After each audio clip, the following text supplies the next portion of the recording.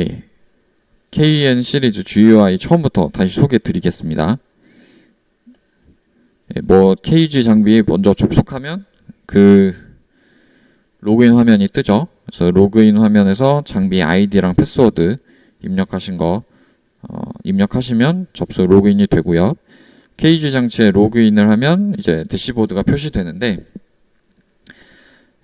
먼저 포트 연결이라는 탭에는 이제 모듈이 KG 장비의 모듈이 연결된 포트는 온라인으로 이제 표시가 되고, 아무것도 연결이 안 된 빈 포트는 오프라인으로 이제 표시가 됩니다. 그래서 지금 이 화면에서만 보면 4개의 모듈이 연결이 된 상태라고 보면 되겠고요. 환경 상태는 전원 연결 유무 및 팬 돌아가는 속도, 장비 내부 온도가 표시가 됩니다. 그리고 장치 정보는 온라인 상태의 포트를 표시하고 장치의 IP나 펌웨어, 맥 주소를 표시합니다. 그리고 앞서 환경 상태에서 나온 정보들도 똑같이 표시가 되고요. 그리고 좌측에 포트 접속 탭을 누르면 포트별로 OS, 언어, 접속 모드, 타임아웃 시간을 설정을 할 수가 있는데, 설정 옵션은 KN 장비들이랑 똑같습니다. 개별 포트에 접속하는 것도 가능한데, 해당 포트로 접속하려면 포트명 좌측에 아이콘을 클릭을 해주시면 됩니다. 포트 보기 탭은 실시간 어레이 화면을 표시하는 페이지인데요. 우측 상단의 버튼을 눌러서 화면 레이아웃을 설정하거나 화면비를 설정할 수가 있습니다. 그리고 어레이 화면을 보다가 특정 포트로 접속하고 싶으면 포트명 우측의 아이콘을 클릭하거나 해당 포트 화면을 더블 클릭해도 웹 클라이언트 뷰어가 열리면서 그 해당 포트로 접속을 할 수가 있습니다. KG 제품의 사용자 계정 설정 페이지인데, 여기서 그 사용자 계정을 추가하고 권한을 설정을 해줄 수가 있습니다. 그런데 만약에 그 각 사용자 계정이 여러 개인데, 여러 계정에 동일하게 예를 들면 포트 1에 대한 권한만 주고 싶다. 그러면 그룹 설정을 하면 되는데요. 이 그룹에다가 포트 1에 대한 권한만 주고 그 원하는 사용자 계정을 이 그룹에다 넣어주면 돼요. 이렇게 하면 사용자 계정을 하나하나 일일이 설정할 필요 없이 이 권한이나 그런 것들을 설정을 해줄 수가 있습니다. 그리고 보안을 위해 사용자 계정의 아이디 및 비밀번호의 최소 길이나 규칙을 정할 수 있는데요. 비밀번호에 영문 대소문자, 숫자, 특수문자 조합의 조건을 걸어줄 수가 있습니다. 이전 비밀번호에서 변경된 최소 문자수, 이 항목은 비밀번호를 변경할 때 이전 비밀번호와의 유사성이 얼마나 몇 %나 이제 없어야 되는지를 나타내는 거고, 설정하는 거고, 중복 로그인 사용 안함, 이거는 체크를 해주면, 예를 들어 어드민이라는 그 계정이 하나 있는데 제가 그 어드민으로 접속을 하잖아요. 근데 중복 로그인을 사용 안함으로 체크를 하면 다른 사용자도 어드민이라는 아이디로 접속을 할 수가 없습니다. 근데 만약에 체크를 안 하면 어드민이라는 계정을 여러 명이 그냥 그 계정으로 동시에 KG 장비에 접속을 할 수가 있어요. 그리고 비밀번호 히스토리를 실행합니다. 이거는 활성화를 하면 비밀번호를 변경할 때 이전에 사용했던 비밀번호는 사용할 수 없게 이렇게 됩니다. 온라인 사용자 탭은 그 세션 탭입니다. 현재 KG에 접속해 있는 사용자를 표시하고 그 사용자가 어떤 IP로 접속했는지, 언제 접속했는지, 어떤 포트를 쓰고 있는지, 이런 것들을 확인할 수가 있어요.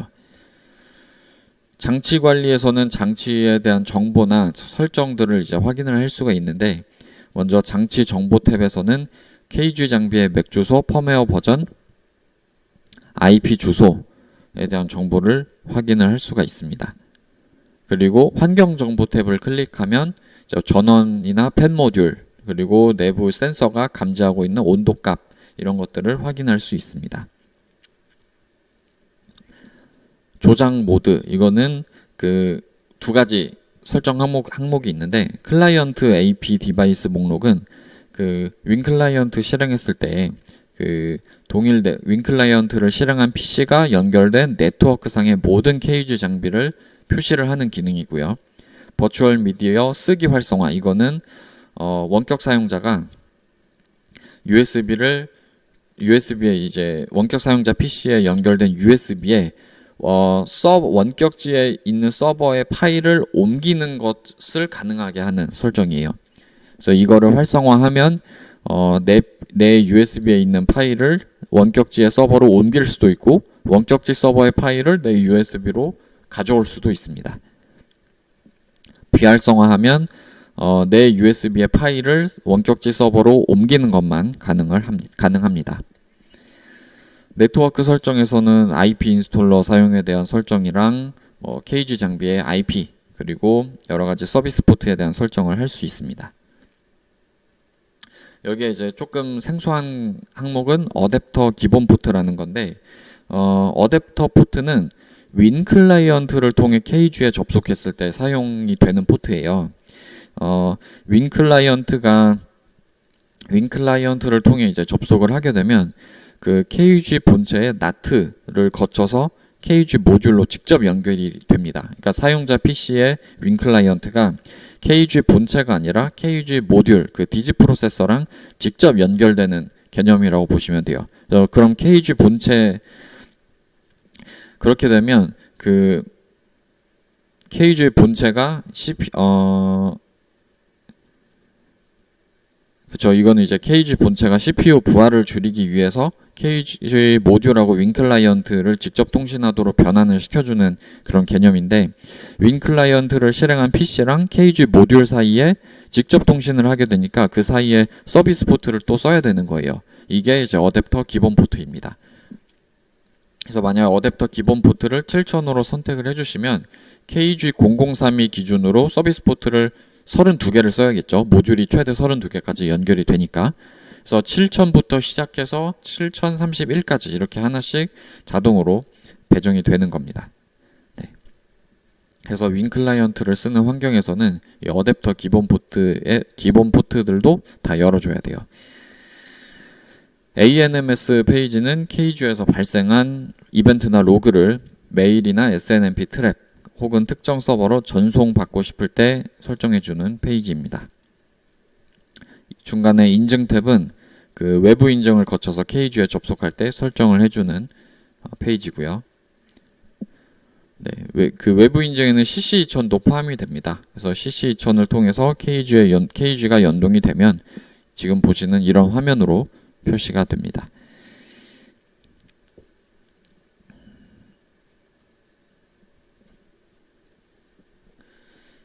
네, 그리고 KG 장비의 보안 탭인데, KG 장비의 로그인을 시도할 때 아이디나 비밀번호를 몇 번 이상 틀리면 몇 분 이상 접속이 금지될지 설정할 수 있고요. 특정 IP나 맥 주소의 클라이언트만 KG에 접속하게 하거나 반대로 접속을 차단하는 IP 백필터도 여기서 설정합니다. 그리고 ICMP, SNMP, 텔넷, SSH, HTTP 및 HTTPS, TLS 버전 이런 것들도 고객이 원하는 대로 설정을 할 수가 있고요.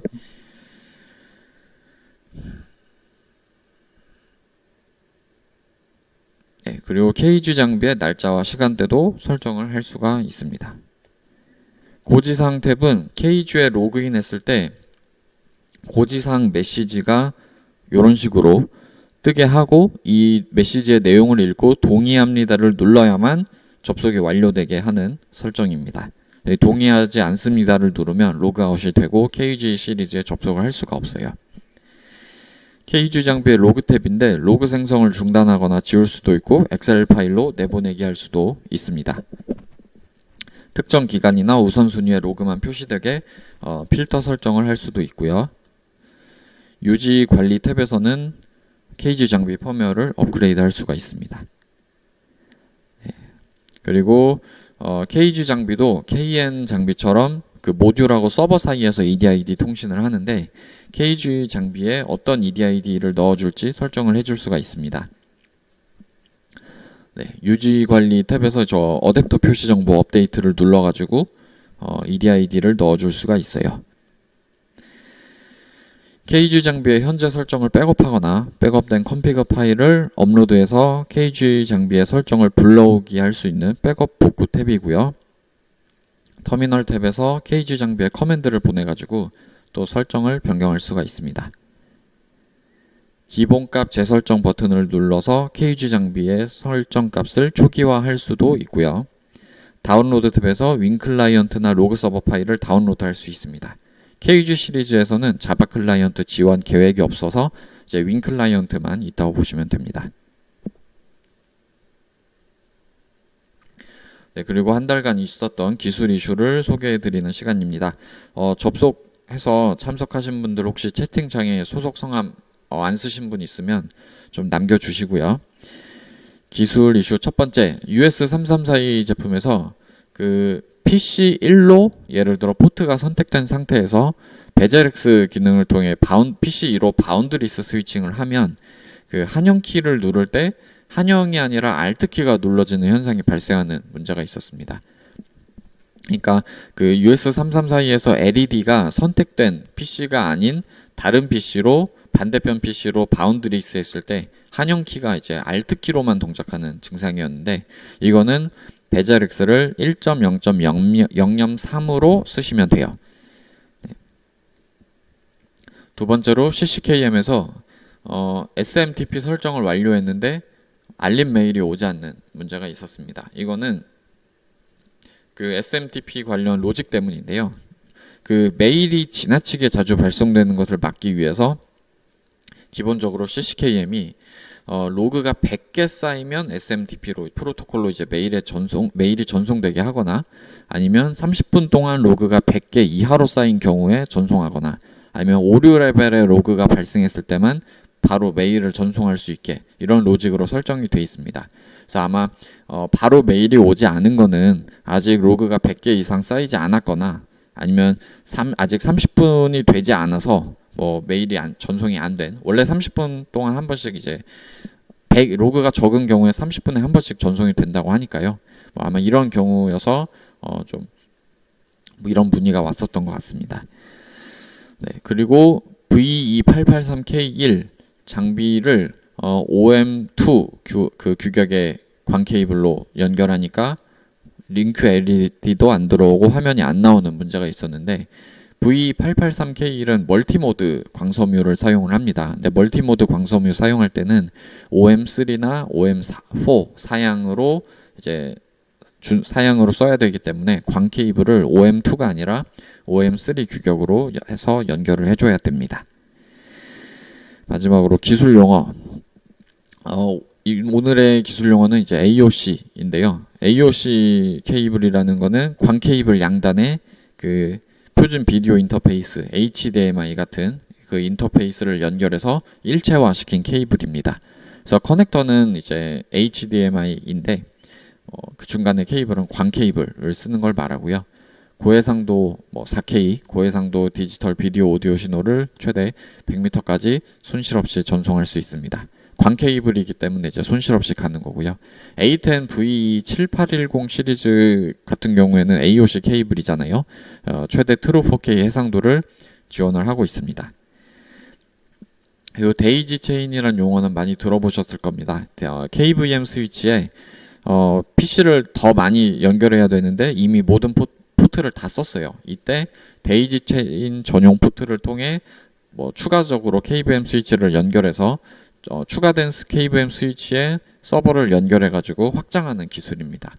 그래서 보통은 최대 31대의 KVM 스위치를 데이지 체인해서 최대 512대의 PC를 연결할 수가 있습니다. 네, 이번 유튜브 교육은 여기까지고요.